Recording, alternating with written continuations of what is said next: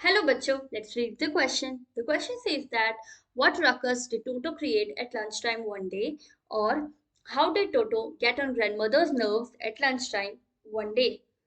एक दिन lunch time के दौरान टोटो ने क्या हंगामा क्रिएट किया, रकस यानी हंगामा। या फिर इस क्वेश्चन को हम इस तरह भी समझ सकते हैं कि टोटो जो है वो ग्रैंडमदर की नर्व्स पे। अब गेट ऑन नर्व्स का मतलब होता है कि किसी को बहुत ज्यादा परेशान कर देना।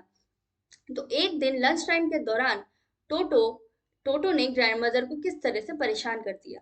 Let's understand the key concept. The lunch time havoc. Lunch time पे क्या हंगामा हुआ।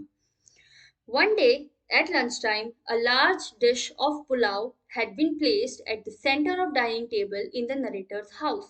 नरेटर के घर में एक दिन दोपहर के टाइम पे क्या हुआ कि एक बहुत सी बड़ी सी डिश में पुलाव रखा था और वो प्लेट का रखी थी डाइनिंग टेबल के ठीक बीचों बीच। When his family entered the room, they found Toto stuffing himself with rice.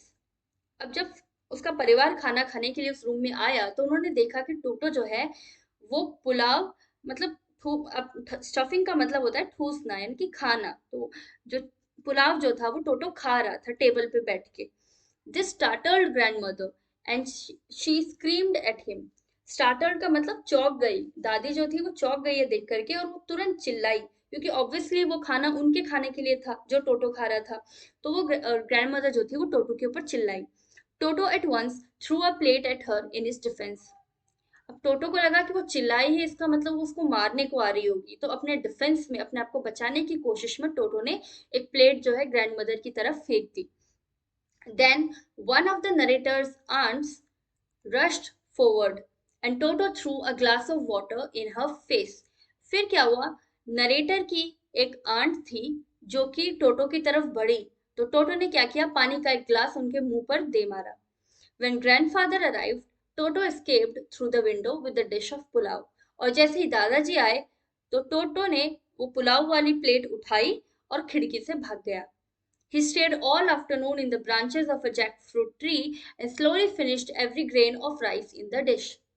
वो पूरी दोपहर जो है वो विंडो से भाग करके कहाँ गया, जैकफ्रूट जो ट्री होता है यानी कटहल का पेड़, तो उसके टहनियों में जाकर के बैठ गया और वहां पर पूरी दोपहर वो वहीं पे बैठा रहा और धीरे धीरे चावल का एक एक दाना जो है वो खाता रहा। प्लेट में जितने भी दाने थे सारे उसने धीरे धीरे खत्म कर दिए कटहल के पेड़ पे बैठे बैठे।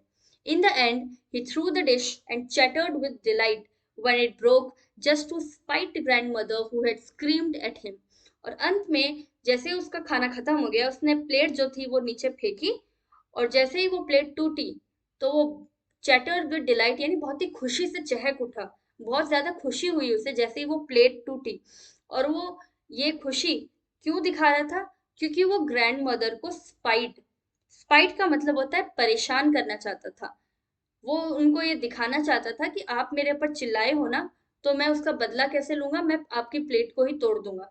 तो इस तरह से वो ग्रैंड मदर को टीज कर रहा था, स्पाइट कर रहा था। Hope you understood the question well. Best of luck. Thank you so much.